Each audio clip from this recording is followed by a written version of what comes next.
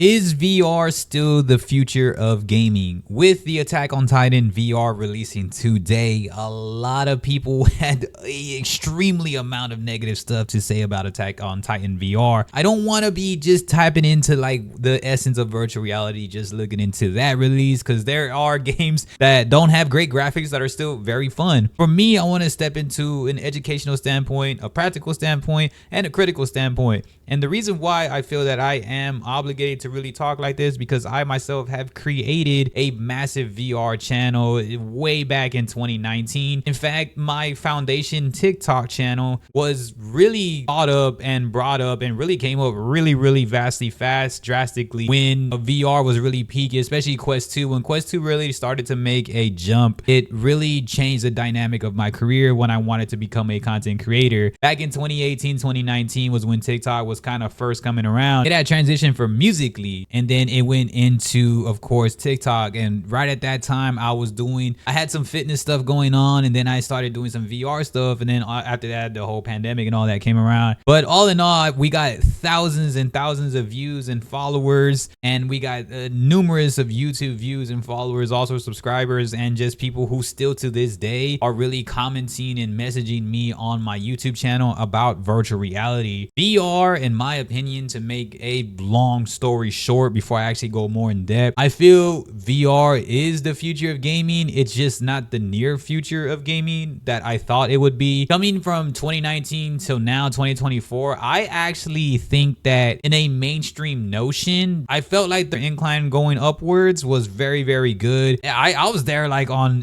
Quest 2, the very first time it released, when it pretty much was like V whatever, like V10 to like V almost 50, was like you constantly saw so much things being upgraded, and some things were taken away then added back on, and you got the mixed reality pass through. But again, VR, I know definitely is not easy, especially from a hardware standpoint and a software standpoint, right? We still don't got virtual reality where you can actually stream from a standalone VR headset till this day. There was Facebook Live, but that was more of a personal page one. Show your point of view on your personal Facebook. And although they did bring that back, it's still not good enough in my opinion when like consoles like Xbox One could just stream directly from a console, and you could plug a webcam into it and you could do all this fun stuff. I do have tons of tutorials about streaming and everything like that with VR. That's what I'm saying when I say I'm pretty much overqualified to talk about VR.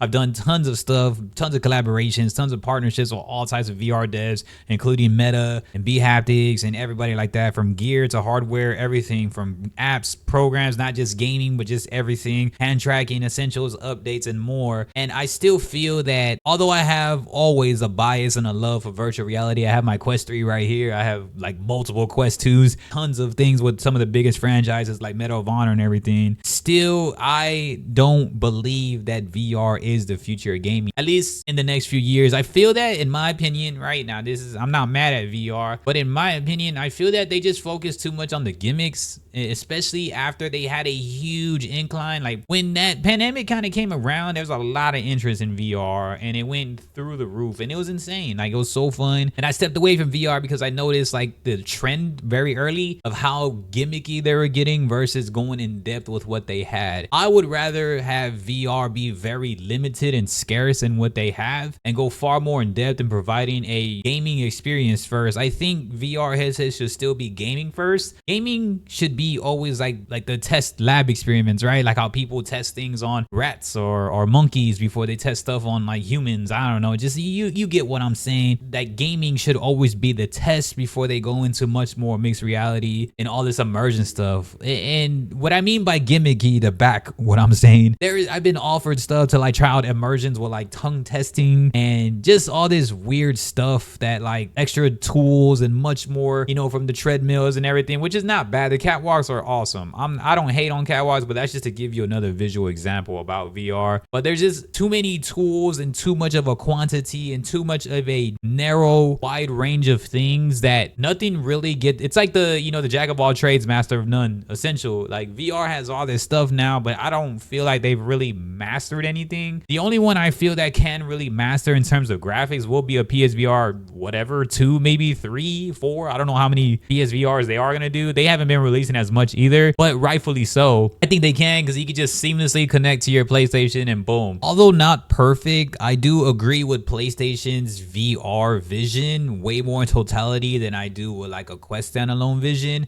Just because Quest is awesome because they are able to do standalone, put it in front of your face, get into consumers, but all that quantity could be limiting a lot of other things. And this Attack on Titan VR really shows the full proof that how people really feel about a lot of these games, especially on standalone.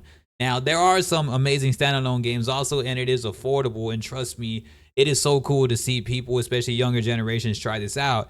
But I agree far more with the PlayStation vision when it comes to virtual reality because in they treat it like the hybrid format it is. PlayStation can now make actual great games on PlayStation 5, AAA, make it into a hybrid format and put in VR, just like what they did with Resident Evil, right?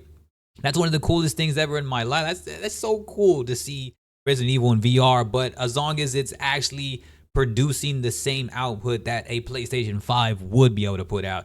And you could say the same for PC VR. Just PC VR does have some loops and stuff that you have to jump through. While I like PSVR 2, it's far more simplified for your everyday consumer. Again, I'm talking more of an everyday consumer.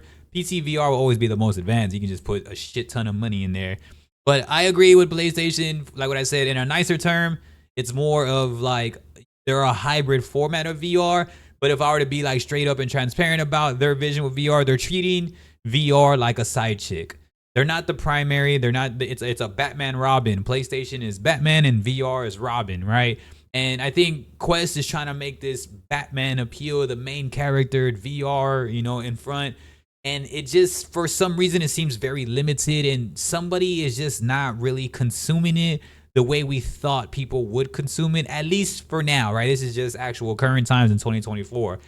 In multiple years, I think they can. Near future, I feel that PlayStation is going to be the one to actually master everything because now you do have a console. Again, if I'm looking to buy a VR headset, it needs to be a luxury for my gaming aspect, not the primary, at least right now when it comes to virtual reality. I just don't think Quest will be the VR future, at least for what I'm seeing right now currently. It'll always be an affordable route, but I'm not too sure they have the name either to want to mainstream it. I know Facebook and all that is already known by like being utilized by boomers and everything like that. So I think it's either Apple or Sony that's going to do something that can make VR the actual future of gaming. Now, Apple Vision Pro is known to start working with some third-party controller type essences. They're looking to maybe get into some controllers soon, so maybe that can help commercialize VR and make it the actual near future of gaming. And PlayStation, I'm sure, are going to continuously be what Sony always does, which is great graphics and everything. But even flat screen gaming, they're kind of really drip feeding a lot of their content in games right now. So I'm not too sure how much they're going to focus on VR. But yeah, I think in VR in totality, I'm a huge advocate for VR. I will always be. I have my Quest right here with me. But when it comes to just Quest trying to push the forefront, I don't think it's commercialized enough.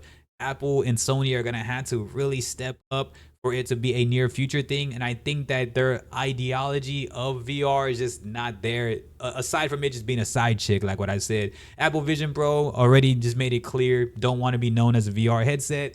PlayStation has made it clear that they're treating it like a side chick, like a hybrid format. If we make a good game, all right, cool. Well, you can plug in a headset. Maybe you'll get a VR format. Resident Evil, the best example of that. The 4 remake was incredible. I just had a whole showcase of it also.